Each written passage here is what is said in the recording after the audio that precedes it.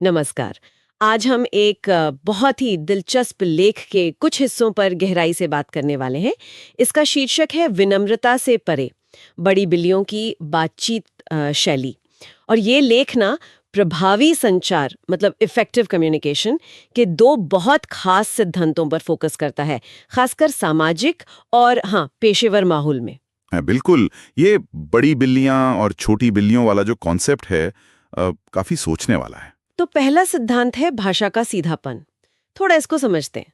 लेख कहता है कि ये जो बड़ी बिल्लियां हैं, मतलब कामयाब और आत्मविश्वासी लोग, वो गोलमोल भाषा, जिसे व्यंजना कहते हैं, उसका सहारा नहीं लेते। सही बात है।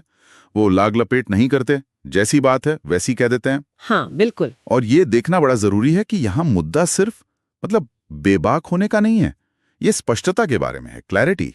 अच्छा। जैसे लेख में उदाहरण है कि कैसे बड़ी बिल्लियां टॉयलेट पेपर जैसा शब्द बोलने में हिचकेंगी नहीं।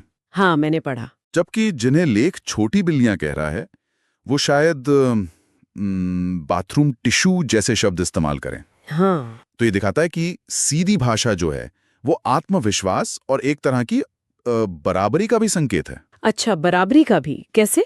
हाँ, मतलब जब आप घुमावदार भाषा इस्तेमाल करते हैं तो अनजाने में ऐसा लग सकता है कि आप या तो सामने वाले को कुछ ज्यादा ही मान रहे हैं या फिर उस विषय से ही असहज हैं। ये तो बड़ी दिलचस्प बात है कि रोज के शब्द भी इतना कुछ बता सकते हैं। बिल्कुल। लेख में ये भी था कि वो शारीरिक अंगों के लिए भी सही शब्द इस्तेमाल करते हैं, जैसे स्तन, कोई गोलमोल शब्द नहीं। हाँ। और अगर किसी शब्द पर शक हो तो फ्रेंच का इस्तेमाल भी कर सकते हैं, जैसे नितंबों के लिए देरियर। हाँ, ये भी एक तरीका है। लेख इसे कहता है तकनीक #32, मतलब कुदाल को कुदाल कहें, कॉल ए स्पेड स्पेड।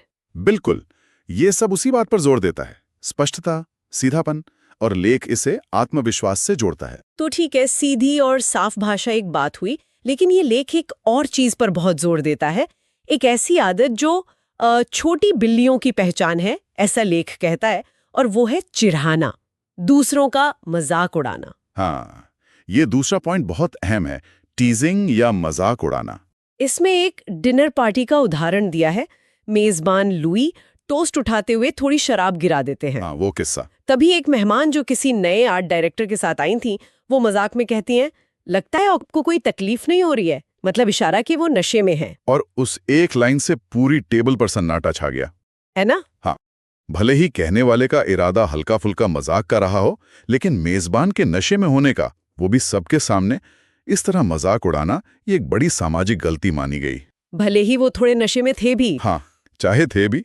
इससे पता चलता है कि दूसरों के खर्चे पर हंसी मजाक करना, चाहे कितना भी मासूम लगे, वो ठीक नहीं है, नुकसानदेह हो सकता है। हाँ, उस सिचुएशन में किसी और मेहमान ने बात संभाली थी, लेकिन उस महिला के जो साथी थे बॉब, वो समझ गए थे कि उनकी डेट की इस हरकत का असर अच्छा नहीं पड़ेगा। बिल्कुल। और लेख इसे कहता है तकनीक #33, चिढ़ाने से बचें। हाँ, और भी उदाहरण दिए, जैसे किसी के पेट पर कमेंट करना। क्यों, चीज केक का मजा ले रहे हो? हाँ, या किसी के गंजेपन पर आज बाल हैं कल नहीं रहेंगे, इस तरह की बातें। फुफ। तो इसका बड़ा सबक ये है कि दूसरों का मजाक उड़ाकर जो सस्ती हंसी या लोकप्रियता पाने की कोशिश होती है, वो आखिर में महंगी पड़ सकती है। महंगी कैसे? लेख कहता है कि ये रवैया आपको आगे बढ़ने से रोक सकता है, जैसे आप एक अनदेखी कांच की छत से टकरा रहे हों। अच्छा। और शायद ये छत वही बड़ी बिल्लियां बनाती हैं, मतलब दूसरों की कीमत पर मजाक करना लंबे समय में आपके लिए अच्छा नहीं है। तो आज हमने संचार के दो बड़े आइडियाज पर गौर किया। एक तो सीधी स्पष्ट भाषा का इस्तेमाल, हाँ, और दूसरा दूसरों की कीमत पर चढ़ाने या मजाक उड़ाने से बचना। बिल्कुल। और ये सिर्फ बोलने के तरीके नहीं है, ये सामाजिक व्यवहार और आत्मविश्वास को समझने के तरीके भी हैं, जैसा इस लेख में बताया गया है। सही कहा।